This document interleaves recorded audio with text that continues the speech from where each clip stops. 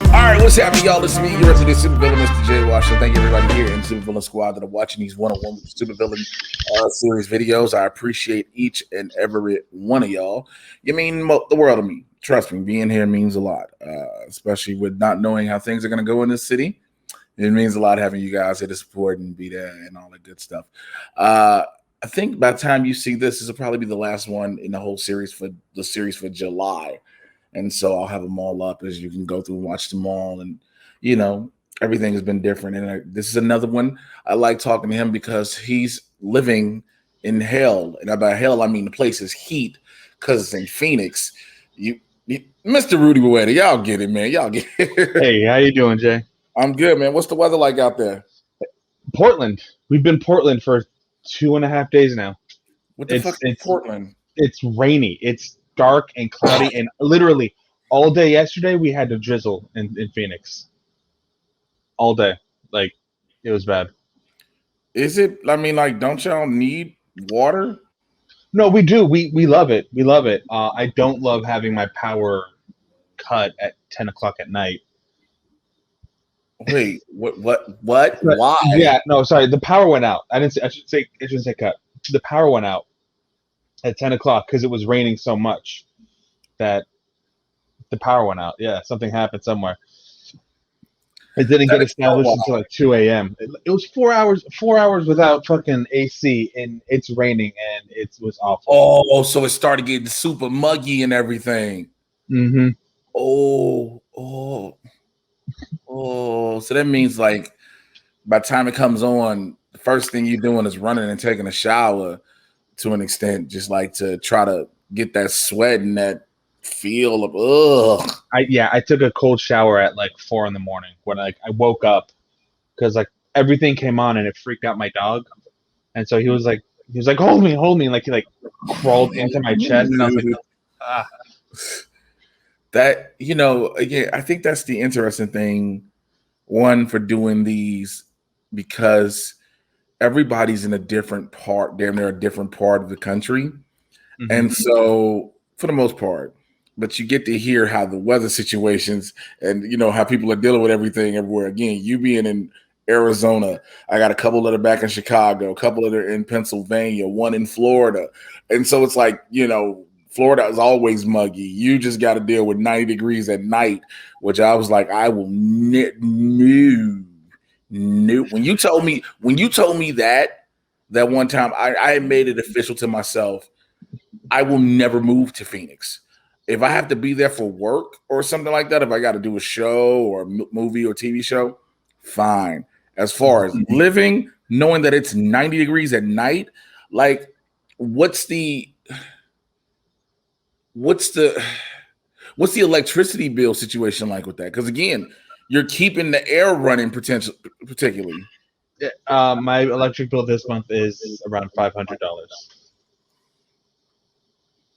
Now, mind you, in the winter it's like closer to like 100, 120. It's like a really high water bill, but it's yeah. Because I know mine, because like we've had a couple of weeks, as a matter of fact, where it's been like really hot outside. And my apartment and a lot of the apartments in this building, all the apartments pretty much, there's this thing where you can have the air running for some time, but it's like, and your apartment to be cool. But if it's hot outside, and as soon as you turn it off, it takes nothing but 15 minutes for you to feel it. Mm-hmm. And so I'm like, shit. So I got my light bill, and I looked at it, was like, because it was like for a couple months, it's like 2-3 months, it was like 300, and I was like, you know what? I don't need this in life. I was just so stressed. I was like, I don't need this, but I ended up paying it. But at the same time, I say that because I'm like, I couldn't imagine a $500 a month electric bill. Well, thankfully, not running a business. Thankfully, it gets split up 3 ways, so it's not like I got to front all of that. But still, it's like, it's a lot. Because it's like, if it was just me, like I wouldn't.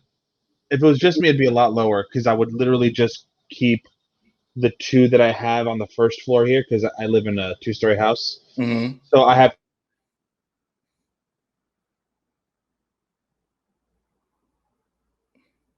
Rudy. Rudy. Rudy. Rudy. Where'd he go?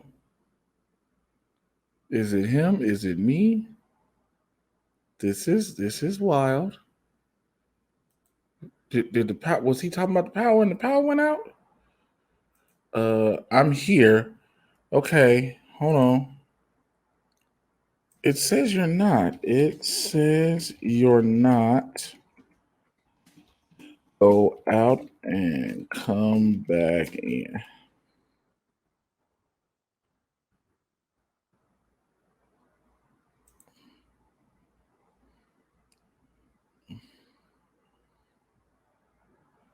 That's crazy.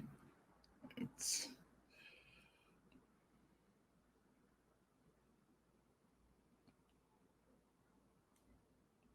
okay. So just gonna wait for him to come back in.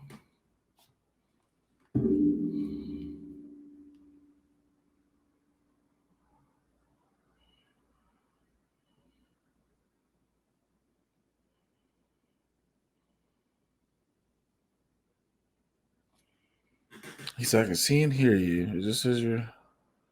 All right, I'm gonna leave out myself.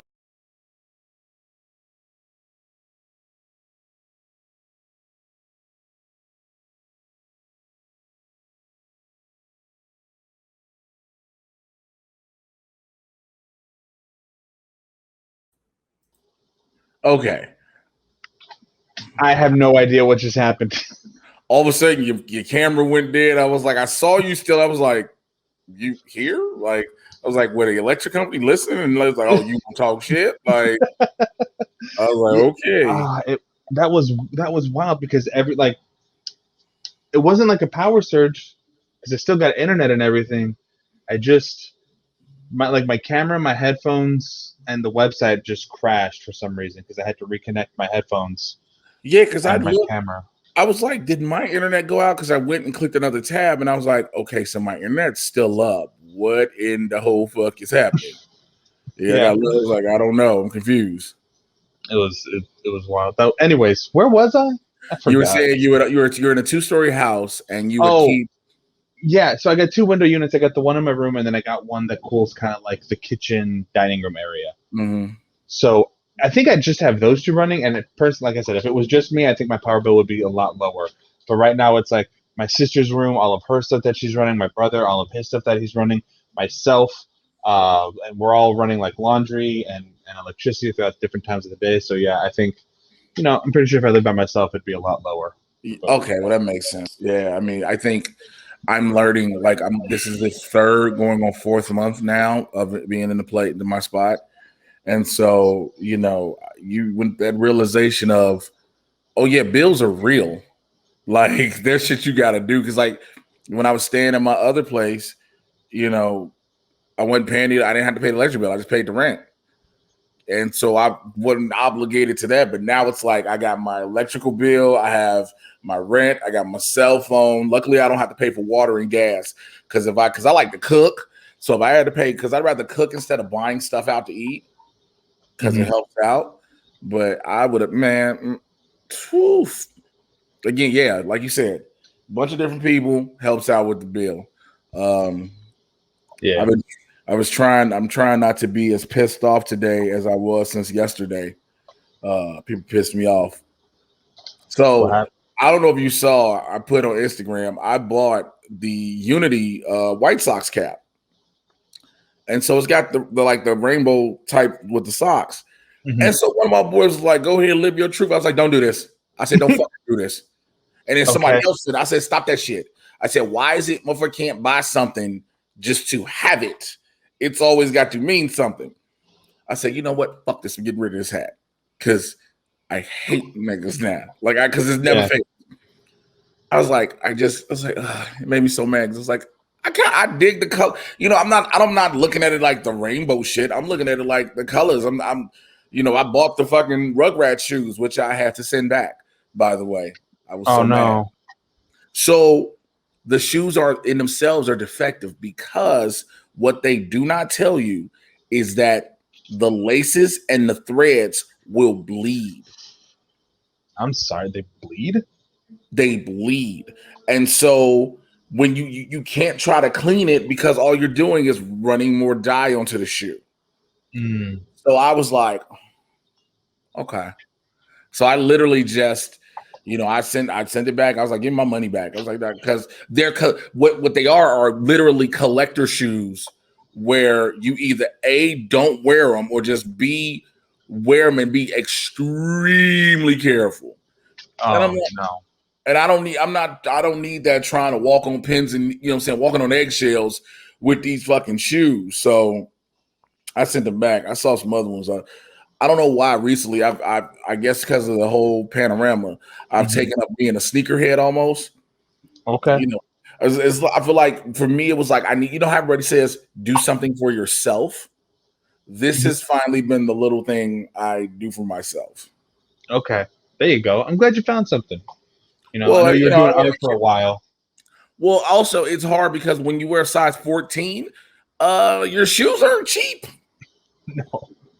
No, they're not. No, they're not. My brother wears a 13 and a half, depending on who makes them. Yeah. So yeah, I know. I don't know the struggle. I know what the struggle looks like, though. I like you say. I personally don't know the struggle, but I know what it looks like. So, what else has been going on with you, man? I'm gonna be real extra like video game nerdy on this one. I've been so entrenched in like the World of Warcraft versus Final Fantasy thing that's been going on lately that like no clue. Okay, so World of Warcraft, super famous, like Blizzard Entertainment. I mean, I know what the games are. I'm like, yeah. So Final Fantasy made their own MMO some years back, Final Fantasy 14 Online. When it first released, it was like utter garbage, like barely playable, like one of the worst MMOs to ever be released that year. Well, they actually blew up the world in game. Like they're like, oh, there's a cool event happening on this day and this date, so you should come and hang out. And they literally blew up the world, like for all the players to see. And then they came back like a year and a half later, something like that, with a new version of the world. So like in lore, it like makes sense, like because the 2.0, because 2.0 is called the Realm Reborn. So like they'll reference back 1.0, like oh, there was a calamity and now we're here. So it's actually very cool. One of Twitch's like most popular World of Warcraft streamers started playing it. His name is Asmongold. Anyways, he started playing it, and then there was like a huge surge in player base from World of Warcraft to Final Fantasy, so much so that you couldn't even buy a digital code online to buy the game. Like they were like, we got no room in these servers. Stop. We're not selling any more codes. Yeah, that many people moved over. Jeez. Can you imagine just being like, what the fuck is happening? We making money, but it's too much. Like it's yeah. The somebody, that DJ Khaled like Suffering from Success album cover. Yeah. Like somebody put the director of Final Fantasy 14 over DJ Khaled with that whole fucking, oh, it's so good. The memes coming out of it is so good right now.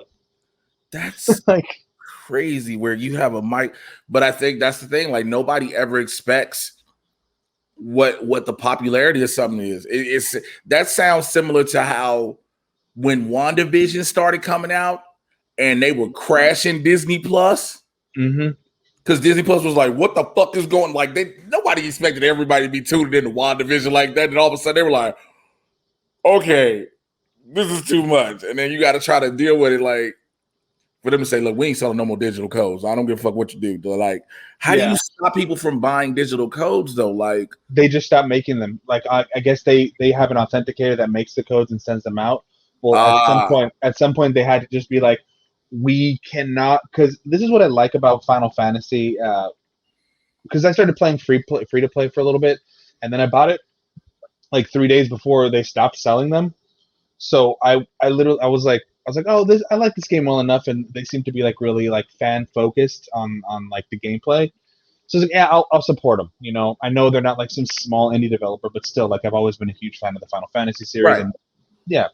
So I bought the game, and what I think what I loved about it is like the response was like, we can't sell you guys any more codes because we cannot guarantee the level of service that you expect out of us. Because if we can sell you more codes, we can make more codes, but you're not going to like what you get. See, and that's good. Instead of opening themselves up to a complete internet shitstorm, which would have followed, they were like, "Look, we could give you this, but yeah." It was literally like I walked into the club and then they were like, "Yeah, we're not letting any more people in. Sorry, that's it. We're at capacity now." I kind of want to be like that, bro. Oh my god, I worked last night, and so normally, again, nightclub life. People go out, people drink. It is what it is. You know what I'm saying? It is what it is. Last night, for some reason, damn near half the club decided they wanted to be fucked up off their rocker, and everybody was just. There was one dude, he was in there. Because the space that we have the nightclub in, beforehand, we always have like different events. There may be bands playing, maybe performances, et cetera, right? So there was a bunch of rock bands and shit playing. So a few people held over in court stayed for the nightclub. One dude was in there, white dude, looked like, looked like he's going through a midlife crisis. This motherfucker is sitting around at the he is trying to plug his phone up at the DJ booth to charge it. I was like, yo, you need to move your phone. He was like, I can't charge it. No, motherfucker. So then he goes around, he's sitting in like this area that's normally sectioned off of VIP, but we rent it out. So one of the other guys called me on the thing, was like, man, can you come over here? I was like, what's up? He was like, yo, it's this weird ass dude over here, and he's sitting here. This motherfucker got scissors. I was like, excuse me? He was like, he's got scissors out his bag. Out his what? This motherfucker has like a Target bag with clothes and hand and face cream and other shit and then scissors. I was like, yo, why do you have that in here? He was like, this is my wife's. She left, you know what I'm saying? I was holding it for it. I said, yo, but you can't have that in here in a nightclub. You got scissors, bro. You can't have fucking scissors in a nightclub. So I was like, I was already just spent at that moment. Once I saw it, I was like, you got bags and then scissors. I said, the fuck? I'm thinking they kicked him out. They just checked his bags downstairs, whatever. Then there's another dude. He gets so fucking drunk. He's sitting on the couch where the dude was before, sitting there, throwing up on himself, drunk, passed out. Hey, man, you got to get up and go. So he's trying to stand up. This motherfucker. I was like, hey. So I don't know if you saw on Twitter. I literally said I quoted the movie House Party 1. I literally was like, y'all better watch out. Groove about to throw up. Because he literally... I literally yelled, hey, Groove about to throw up. This motherfucker get to the stairs. We had to hurry him and throw a garbage can up under him. So we can't have him walk down the stairs because he's leaning already. Put him on the elevator. I'm holding the elevator, leaned back, like, let this motherfucker away from me. So my coworker Omar get on there with him. I was like, man, be blessed. Let the elevator close. Bunch of other drunk people doing shit. Just like, yo, you can't sit here. You can't, blah, blah, blah. End of the night.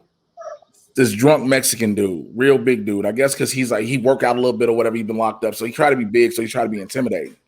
Came up to me earlier tonight, was like, yo, I see you out here. You look like you're knocking nigga out. I'm like, yo, bro, this is all an Instagram filter. Don't believe this. I was like, this ain't real. Because I try to make sure I don't want people to automatically have that perception of me as that nightclub bouncer security that's just looking to try to do shit. I tell everybody, I want you to have a good time. I want y'all to enjoy yourselves. As long as you can just abide by the rules we got, you good. He, at the end of the night, I swear to God, nigga, you know what I'm saying? You my niggas. We got, yo, bro, I need you to pay your bill. But I'm going to do that shit, nigga. The club is closed. I need you to pay your bill. His other buddy, black dude, I paid $150 and shit. I said, I don't give a fuck who pays it. We need y'all to pay it. This goes on for 20 minutes. Nope. Finally, the other dude paid. And the black dude I know was like, man, you know what I'm saying? I'm good, though. My brother autistic. What the fuck does that have to do with anything? Where did that come from? Left field. Left field. So Oh that's, and I no. forgot to include the fact we got an outdoor patio area where people can go out and smoke, right? Mm-hmm. There's a part of it sectioned off where we keep like the mop bucket and stuff like that, so we got to clean it up. It's a two dudes over there with these two little chicks trying to get it in over there. I was like, yo, y'all gotta fucking, y'all not supposed to be back here. Y'all gotta move back here. One dude like, how much it costs to be back here? Like, you ain't got enough to do it. He's like, man, I got $5,000 cash right now. I said, I really don't give a shit. Y'all got to go. Nigga, I got money. I don't give a fuck. You ain't paying my bills. You can leave. I was like, bro, because I could have hit him with like, you give me 5 bills right now, you can do what you do. I could have been that way. But I was like, I didn't want to start this domino effect of shit. Mm-hmm. And it was just like one thing after the next. There was another drunk dude. I guess he's Middle Eastern at some point. First of all, this nigga walking around with his phone, like he looking at the phone doing this, but he filming everything on the other side. I say, what are you doing? So then he, you know what I'm saying? He's sitting on the stage and shit. I'm like, yo, you got to get up the stage. Why I got to get up? Because I just said you got to get the fuck up. So he in my face. I said, bro, you got 3 seconds to get out of my face. And he like, come on, man, I got you. And tried that. I said, you touch me again, I promise you, I'm going to throw you across this club. So this new dude that's working with us, you know what I'm saying? He like my little trainee. He jumped in front of me because I guess he knew I was about to swing. He jumped in front of me, was like, you need to go. Because the look in my face, I think everybody who saw me just saw that look of, it was at that moment he knew he fucked up. Everybody saw it. I was like, bro, I said, your best bet is to go over there, go walk off, do something, but get the fuck out of my face. All night, it was just shit happening. I told my supervisor, I said, bro, I need to start getting hazard pay for this shit. I said, A, I'm dealing with all these motherfuckers and there's still a pandemic going on. B, these motherfuckers getting worse and worse. And C, if I got to put hands on somebody, it's not going to be nice. Because if I'm going to have to touch somebody's soul. My boss was like, my supervisor was like, what you making right now? I told him, he's like, oh yeah, don't worry about it. I got to take care of you. Because like everything, like I'm one of the ones like, you know, real chill, but I'm trying to make sure shit moves smooth. Like I'm not a supervisor or lead per se, but I have that mentality to make sure shit moving. People need to be where they be and all this stuff. Yeah, you got that respect in the club. People like, oh, right. I got a question. Let me go to Jay. So man, I was like, here's the funny thing. I've been so tired. Everybody like TK was like, you know, people gonna start thinking you're doing a war with me when you keep saying you're tired. I'm like, no, just motherfuckers just need to understand. I'm working, but I'm tired. Okay, there's both. But I'm so tired, exhausted. I put down on my calendar, I had a show tonight in Anaheim. The problem is I don't have that show until August 14th. I was like, what made me put July 24th down? So yeah, that's yeah, it's really, really fucked up. I bring that up because again, a couple of days ago, my supervisor texted me. He was like, yo, I know you requested off. Is there any way you can come in? He was like, T got COVID and another guy got COVID. I was like, first of all, that is not comforting to tell me 2 niggas that I work with have COVID now. You know those 2 guys you're hanging out with last week? Anyways, they're sick. So I was like, man, I come in. I said, I can do it. I'll come in. And I was just like, and I was telling TK because she came and dropped she was coming to drop some shit off, some body butter for me at work Friday, but she didn't bring it. Go figure. She's supposed to on Thursday. She's supposed to drop it off. She didn't bring it. And I was telling her, she was like, why do you do this if you don't want to do it? I said, because I got bills. Like I really don't. So that's really the main reason I started working the club, because at the time when I started doing the security shit, I wasn't as fortunate enough to have all this freelance shit keep rolling in, where money can keep rolling in. So if I pop up on network, I can do, you know, actually and all these different things. It was slow, but it wasn't rolling consistently. Well, so wait, you did actually? Yeah, I've done like 3-4 episodes. I need to go back and find you because I love that show. I did I just recently one that just recently dropped that I know I'm on is the wrestling episode. It's me, Dan Black, and Danielle Radford. Gotta have Danielle Radford. And I did a couple of other ones.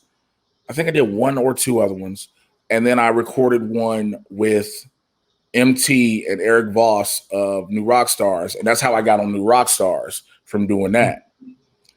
So, again, having these different things start to flow. So that's why I needed a regular income coming in. The bouncer shit was cool. Now I'm at a point I don't want to do it. But at the same time, I literally told myself, if you wasn't working right now, what would you be doing? Sitting in this house complaining and I have nothing to do. So it's that weird catch-22 I'm in the midst of. You got that fear that's like you're doing good. You could make it with what you're doing now. But there's that little bit of part of you that's like, but what if it doesn't? Yes. Yeah.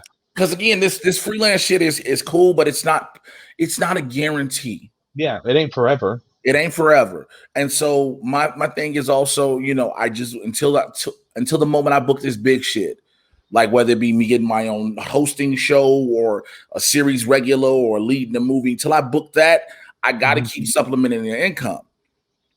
So, like again, my rent has pretty much doubled from what I was paying. On top of having my kids now, want my son about to go to college. So it's like I got to keep all this going.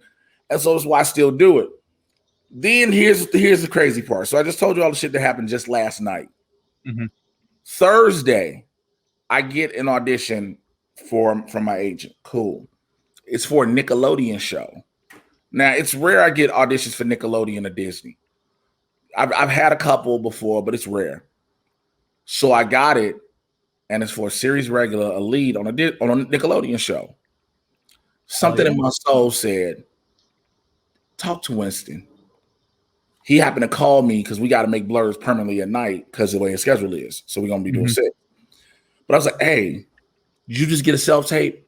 He was like, yeah. I was like, is it for Warped? He was like, yeah. He's like, I was like, it's for Wilson, ain't it? He said, hold on, let me check. He's like, how you know? I was like, I just got the same thing. And I knew if I got it, you got it. So first I was like, maybe we could work out trying to do this. But we're both trying to get this role. So we can't really work together on this one. Understand. So I hit my other boy up, Martin, who's been a guest on the show before. I hit Martin up. I was like, hey, man, what you on? I said, like, yo, I got this self-tape that's due on Monday. I'm trying to knock it out Sunday. He was like, is it for Warped? I said, are you fucking kidding me? Did they just email everybody? Every black nerd in LA, I think. He was like, because he said our boy Mateen got it too. So any black geek nerd dude that acts pretty much got this fucking thing because they don't know. They're like, we just need to see everybody so we can make a decision, which I'm like, I think that's fair. Cool. But it just was like the people I normally go to when I have big auditions to help balance it out are doing the same thing. When I tell you for the past 3 days, everything highlighted is what lines I need to know. Okay? 1, 2, 3, 4. Jesus. Now, I'm pretty sure I know almost all my lines. I've been walking around the house saying them to myself. I've been reading and everything. So Jen Sturgia, she gonna come up here tomorrow and help me record this. But at the same time, it's just like you see how this bit is like, this is the thing I need to not have to do this shit I don't really want to do right now. Yeah. If it's me or Winston, it doesn't matter. It hurts, but it's like, I'd rather be me, of course. You always want to be you. But it's like when you see because Winston was up. So this is the show. I don't know if you remember on Blurs a while ago, he was talking about how he was almost up for a show. Yeah.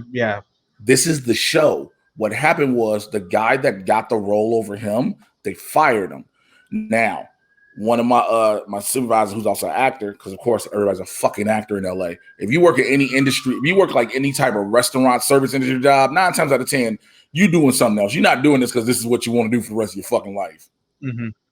He was like, why wouldn't they just call him? If Yeah, and I was like, that makes sense, but knowing me, I'm like, he has a purpose. So I'm gonna let that play out because there's a reason. There's a reason. But it's just like, making sure I got that together and trying to have the mentality of the character to be a kid type character for Nickelodeon. And because if I get this, I'm locking my Twitter down to private immediately while I can clean it up. My Twitter's going private, Instagram's going private, so I can clean all this shit up. Yeah. Because I already knew I went through hell. I went through hell when I was doing The Weakest Link. I remember NBC Legal called me, was like, hey, so in order for you to do the show, we're going to need you to clean up a lot of stuff. And I was like, why? Because again, it's a game show. It's a game show I'm doing. I'm not hosting a show. I'm not a star or anything. Say one of the casting dudes was like, well, they say because sometimes people get kind of popular and famous from the show. It's a fucking game show. I was gonna say, I don't know anybody who's ever landed a lead role or even anything else beyond, oh yeah, I was on this game show this one time. That's kind of cool. I was like, I'm not the host. But whatever. I wanted to do the show. We know what happened. A nigga still don't like Rocky Road ice cream. It's a shame they ruined that ice cream for you because it's a good ice cream. Ruined my whole ever thoughts of it ever. But what it did do is it did help me get a lot of visibility because of how much I went to the end and lost, but B, I had so much camera. My agent hit me. She was like, you got a whole lot of camera time throughout that. I was like, I know. Every time you looked up, the camera was on me, and I was like, cool, let me make all this count. It's because you're so pretty, Jay. Thank you, Rudy. I was working on it. I was looking at myself in my face. I was like, oh shit. I was like, my stubble is coming in. I got to shave today because that's so. This is another funny thing that happened yesterday. If you don't mind me telling you this, no, go ahead. Yeah.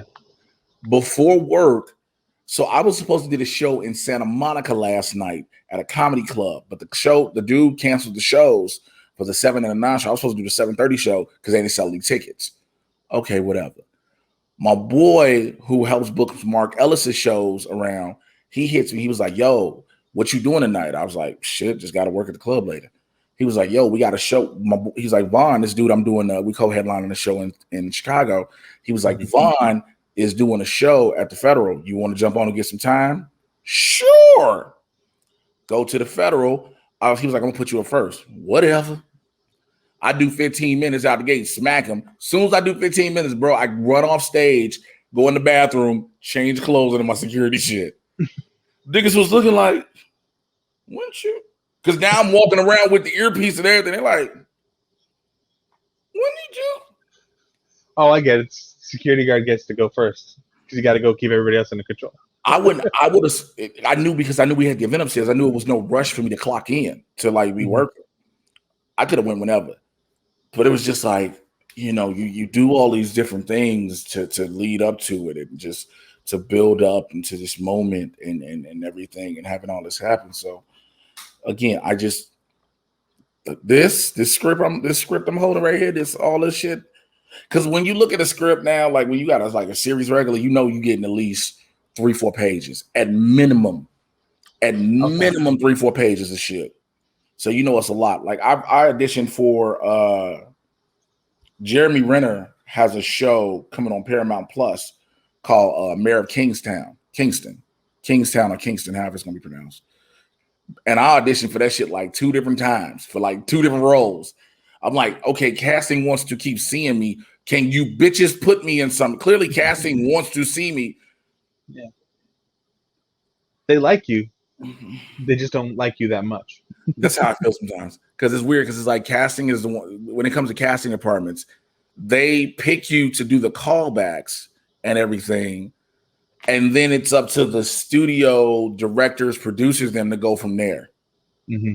Casting is like, we think you should see these people, and then from there, that's how you get it. I'm like, okay, well, I need to find somebody I know personally that works in the casting office. Be like, no, keep seeing him. Yeah. That's it. It's like it's almost like oh, you cute, and we like kissing you, but we ain't gonna date you. I like kissing you in the mouth, but as far as being out in public holding hands, I can't do that. Like, okay, that makes sense, I guess. But it's so wild, man. It's just, this whole. I was talking to somebody the other day, and they were like, "Yeah, when you're in the because you guys in the entertainment industry, you're trying to, you got to do all this." I was like, "Here's the beautiful thing about that statement. I don't give a fuck about the industry as a whole because I never want to be that dude that's like, I'm an actor and I'm blah blah blah. I'm a dude blessed with a lot of great talents. I'm an actor, yes. I'm blessed with a lot of phenomenal talents to do a lot of great shit. I just need all these talents to start paying dividends." Very true. Very true. I had a dream, not a dream, but like Okay, an Martin. idea for. Oh my god, no! Delete this part of the video. I'm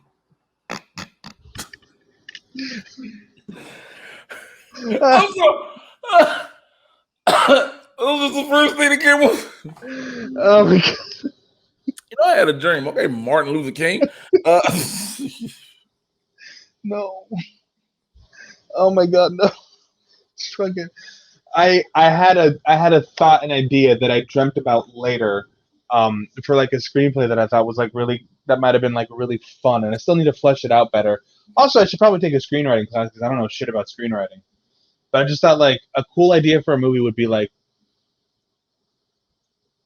a dude, a Mexican guy, who can kind of speak Spanish but isn't that in touch with his roots or his family history, and he has a friend who needs to go on a drag cruise because they're competing, and then they end up getting abducted in the Gulf of Mexico by Latin pirates. I don't know, it's not a thing yet, but it'd be like a comedy thing.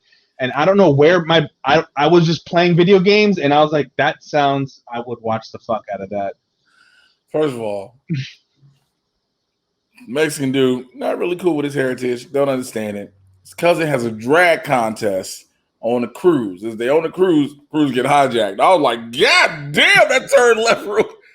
But that's always cool when something, because it's something you never expect for what it to be. Yeah, it in my head it'd be like a not coming of age, but like the exploring yourself and getting in touch with your like where you're from, your heritage, and it would be like, obviously it'd be like the A plot would be like him and his story and getting in touch with who he is and like his histories, and then like the B plot would be like his cousin with who's the drag contestant, like trying to win this contest. And so I don't know. I thought that'd be kind of fun. I mean, I have nothing. I have nothing. It was just a thought. I was like, because we're talking about the entertainment industry, and then I was like, is that a thing? One of my buddies, he working on.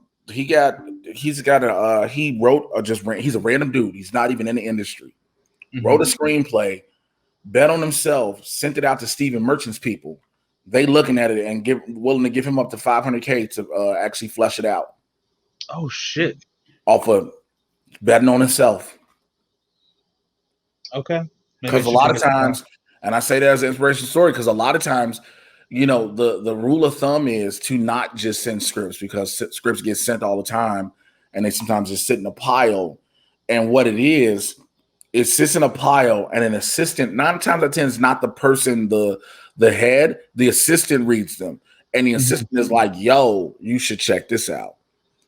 But again, there's so many scripts just lying around. And to have that's a religion, that's God working, because you bet on yourself. You don't have any representation. You don't have any connections to the business at all. You like, I just thought this was a dope idea, dope context. Here you go. I was like, I would be terrified to do that, because my worst fear would be that I send some shit off like that, and next thing I know, my shit gets made and nobody is acknowledging me writing it. You know what I'm saying? Oh shit! I didn't realize that was a thing. Like, because your name's on it, you think they'd be like, "Oh yeah, well, I guess yeah." See what I'm saying? Like, you got to think about it. You're like, "Oh shit, you're right," because it's something most people don't think about. You know, people think like, oh, but if I send some shit off, you know, saying it gets done, my name will be attached to it, and that's not always how that goes. You know, unless you got it, you know, because they can always have a writer take your idea and tweak it per se, and now that actual professional screenwriter gets credit for this. And unless you got a bunch of money to fight it in court, it's almost a dead and done deal. Damn, that's crazy. Yeah, but I mean, I should take a class first before it was literally a thought that turned into a dream. Hey, look, Martin Luther King had a dream. Oh my God. Martin had a dream. Kendrick had a dream. All my life, I want money and power. Expect my life would die from it. Say my dick gets big as the Eiffel Tower, so I can fuck the world for 72. Yeah, I'm just saying what Kendrick said. But it's you know, you can take a screen. I don't think you need to necessarily take a screenwriting class.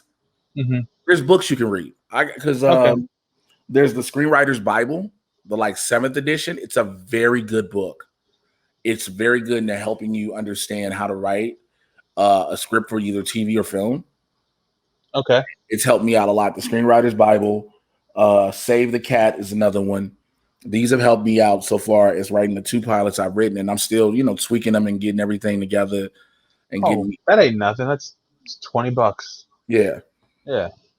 So, because like I do, I don't know if you're part of Winston's Patreon, but what he does for like, I think it's just for the regular tier on like Saturdays, like every third Saturday or so, he does a writer's group. And so he does a writer's workshop in there. And so people have whatever projects they're working on, they bring it, you know, to the table, and we all help collectively workshop it. This dude, Chris Rigby, was doing a lot of spoken word pieces. We helped him out with that. Cheryl Corman, Ambling Soul, she's trying to take a story of her aunt's that was a true story about, you know, living in a foreign country and translate that to film. People have been doing short stories. I've shot my pilot. I put my pilots out there, and they've given me so much stuff to help build on it. And at one point, Winston's sister, who's a professional writer, excuse me, who's a professional writer, like a special TV writer and screenwriter, she was in there for like 4 weeks giving advice on how to handle things and do things. And it was so good for me because it was like, okay, I get it. It's just trying to make these things fit. Like I wrote my one pilot that is in my heart, my baby, my spark. Yeah. You know what I'm saying? But then I wrote another one that I'm like, okay, I just got to tweak this and add this and figure out how to put this one little other part there. Once I got to figure these few little parts, it's not a lot. I got it. I got to figure out how to do it. And then I can structure everything else, what I would like for it to happen down the line. And so again, those books have helped. Yeah, a course is good, you know, but if you don't have the time and finances at the moment, then no. But those books can, you know, it's real in depth. And the Screenwriter's Bible, the 7th edition, the reason it's a good one too is it gives you examples from current films up until the point of when it, you know, was written. So there's stuff it talks about Get Out. It talks about a lot of different movies of how the way it's structured and stuff. So you can have a direct correlation to things. You know what I'm saying? Instead of you see something, all it's talking about is Gone with the Wind or Lawrence of Arabia. And granted, these are great films, but the way film is done and the way stuff is written has changed. And so to give you current films that have been highly touted and highly successful, you know, things like that. Because I'm really thinking about shooting my pilot over to one of my pilots over to Kevin Wilmot. Now, Kevin Wilmot, he's an Academy Award-winning screenwriter. He co-wrote Black Klansman with Spike Lee. Also co-wrote Chirac. So we've been cool since then. So I'm like, and he's always writing stuff and making stuff. So I want to be like, yo, if I send you this, can you give me notes? But also, it doesn't talk about racism, so I don't know if you can help me a lot with that. Because, like, right. So yeah, definitely check those out. I mean, definitely check those out for sure. Those can be very, very useful tools. You know, and I'll highly encourage you to do it, man. Again, when I encouraged you before when you wanted to do Minority Movie Report, I'm gonna encourage you again to do this. Just what I would say the best. I say the first thing to do before you even worry about trying to write a script, write an outline. of what you think will happen, because you write the outline and then you're like, all right, so I need this to happen. You write your outline and then your characters. I need this to happen, this, then this, then this. This leads into this next incident, which leads into this next incident, which leads into whatever's the big, what's called the inciting incident that sets up the plot moving forward. Because there's a lot of setup, and then there's what's called the inciting incident, and that's what like gets everything really rolling. Okay. So for yours, for instance, is just off what you said. And for those watching, I trust y'all. Y'all not gonna sit here and take his shit. For those, what it is for yours is the hijacking, probably. Yeah. That is the inciting incident, because now other shit can come up from behind that. Yeah. And then you have all those different things that happen. Then you get to your resolution. Okay. Yeah. No, I can. Yeah. I can write an outline. That's not a problem. Oh, by the way, I just bought the book. Hey, look, I'm the same way sometimes. People tell me Sabrina Phillips, Jean-Claude Van Damme. Oh, I'm getting emails from my Cinelinks email because this is Comic-Con at home this weekend, which there is literally nothing coming out really worthwhile, because Warner Brothers and Disney and Marvel said, no, we good. Because I don't blame them. Like, why would you want to waste it? Like, I believe, I ain't for sure yet because I haven't heard anything. I wouldn't be surprised if DC does another fandom. They should. The last one went off like fucking gangbusters. So, I mean, it was like so dope because it encapsulated everything it needed to be. It gave you all those panels. It gave you trailers you wanted, first looks you needed, all that. Now, granted, we got first looks at Wonder Woman 84, and everybody's like, "Oh, this looks amazing." And then we saw the movie, and we was like, I still think somebody up high had to mess with that movie. That's not Patty Jenkins. I don't blame her for that. Well, the way she was talking, though, see, here's the problem, because the way Patty did all her interviews and everything, especially, how do I say this without trying to sound like a douche? Post Snyder, because Snyder's whole thing was studio interference. David Ayer, when it comes to Suicide Squad, studio interference. So Patty Jenkins has been, about like, this is the story I want to tell. You know what I'm saying? So it's like the story could have been Wonder Woman's adversaries her main adversaries for every movie should be a god, without question. Once you set it up with Ares, have her fight a god every movie. Until you find somebody else equivalent to, Cheetah is a good secondary character, but the way they built up Kristen Wiig, there was nothing saying she was like the main. You know what I'm saying? Yeah, and I talked about it in my own thing. I was like, I think Cheetah should have taken Wonder Woman's powers. That would have been very fucking cool. Here's the problem I had. Pedro Pascal is Maxwell Lord. I got what he was supposed to be. But when she went and saw the white dude with the dreads who was acting like he was somebody else, the dude that had the lore book, when she said the words, "I know what god this is. I know who made the wish stone." Blah blah blah blah. That's who Maxwell Lord should have became. He shouldn't have became the wishing stone. He should have became dude. But basically, I guarantee you, this is probably where studio interfered, because the god is Loki. Oh shit! The god you can do other mischief. It's not like mischievous gods are like there's three. There's a right, but if you're using a big mischievous god, it's Loki. But unless there's the Greek, because well, here's the problem. Like, that's Norse mythology. So if you got to find a mischievous god in Greek or Roman mythology, but that's all. But that's who he should have became. Yeah, you know what I'm saying? Like, or let me see. I'm about to look this up. Roman god of mischief.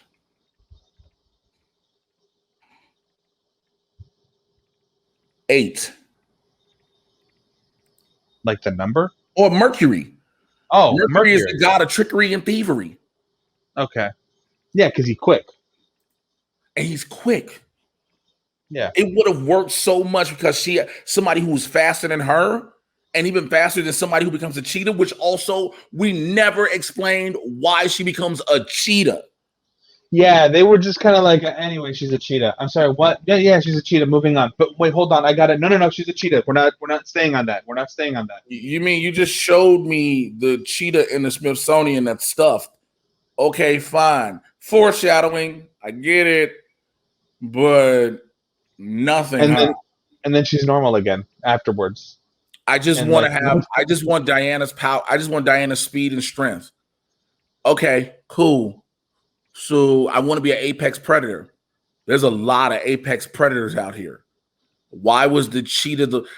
That's a mass. That was a massive plot hole. Also, the fact that Diana raping dude, but fuck. Yeah, that was Diana, Princess Diana, who's supposed to have a moral code, was fucking a dude who she knew everybody's like, well, she only saw Steve Trevor. At first, she didn't. Yeah. It's another dude. She knows it.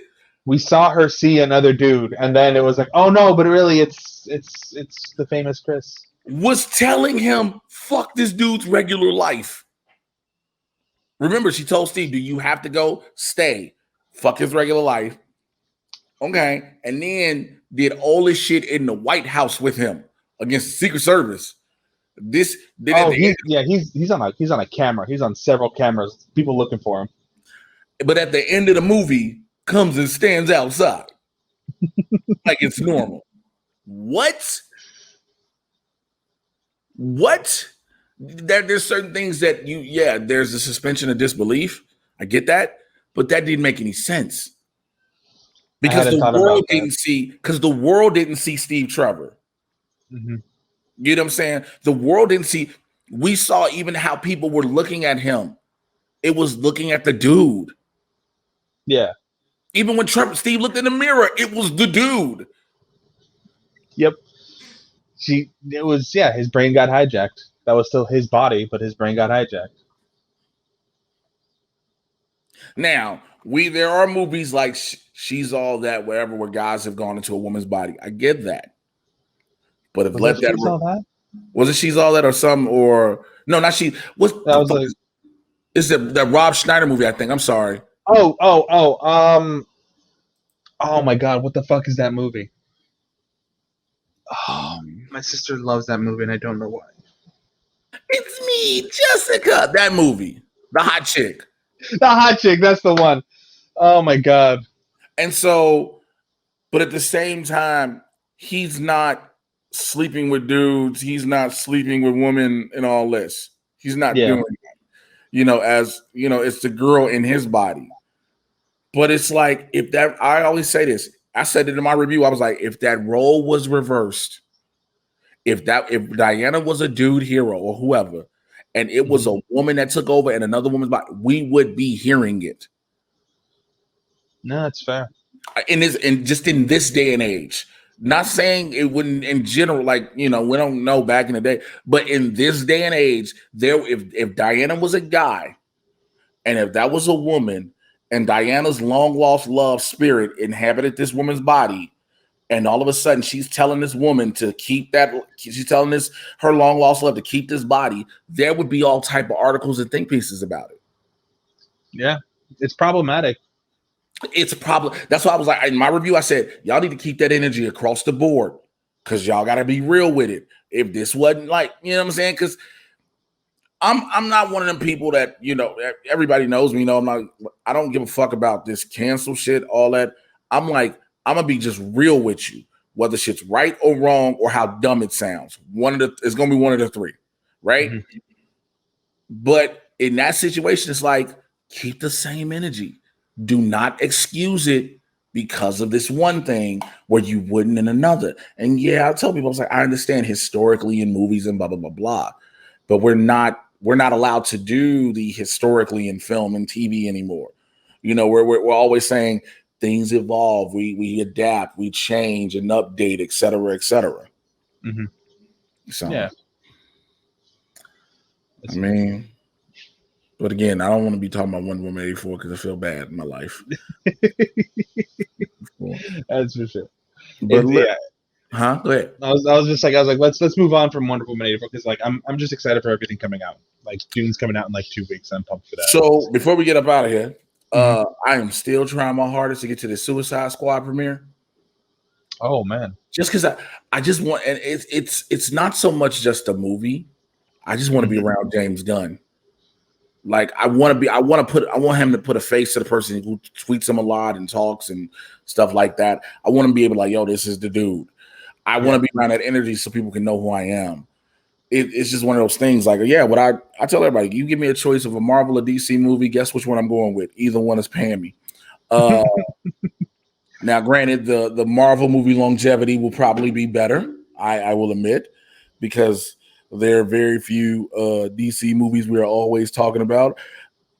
Speaking of which, my biggest fear in out of all the DC movies coming out, you want to know my biggest fear is? What is it? Black Adam being trash. Oh.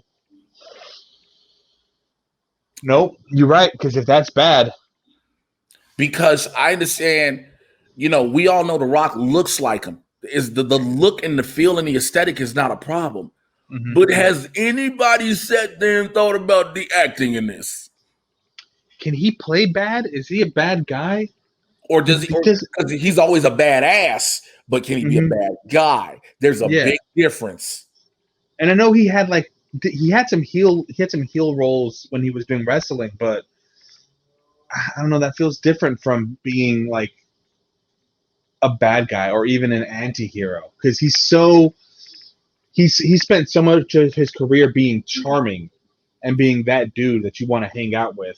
And then became the badass again. Skyscraper, badass. Hobbs and Shaw, the badass. You know what I'm saying? All these movies, the badass.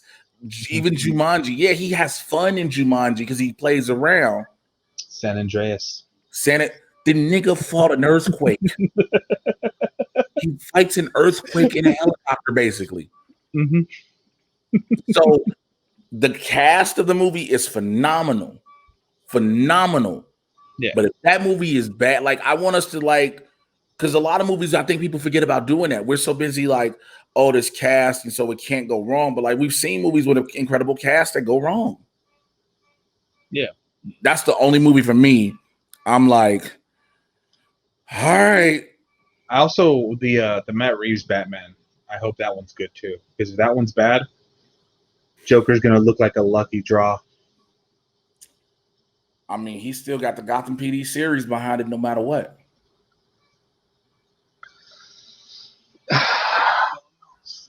Like we got that one little teaser trailer. Mm-hmm. We haven't really gotten anything yet, which again is why I think we might either get another fandom because they're going to wait to give us that full trailer then. Yeah, because we'll see finally what Zoe Saldana, no Zoe Kravitz. Sorry, Zoe Kravitz. Zoe Kravitz as Catwoman. Yep, I like that choice for Catwoman though. I have no problem with it at all. So, all right, man, let's go ahead and wrap this up. Look, I've always loved talking to you as I look directly in the camera instead of looking at your picture because I was looking at the beautiful face on the screen. So I'm looking dead at your soul in the camera. Tell the people everything you got going on, how they can find you, and how they can send you well wishes as you deal with heat and humidity. You can find me on YouTube at Minority Movie Report, Instagram at Minority Movie Report, Twitter at Minority Movie, and you can actually find me on Twitch every weekend streaming video games, like more than likely Final Fantasy. You can find me at Firechild460 at twitch.tv, and I actually have a little thing I got made. I had a friend make this for me for my birthday for the Fire Nation. That's dope. Yeah, so come join the Fire Nation. We have fun here. Well, I think knowing members of my squad, I have to step my game up now. I want to have more things in behind me. I'm not trying to overload this wall, but whatever. Y'all already know where I'm at, how to find me, all that good shit. Like I said, if you heard, we're pretty much going permanent 6 p.m. Blurs in the Hood. Winston's schedule at his new gig is what it is. It's either we go 6 or you just don't get a show. And we like doing the show. Yeah.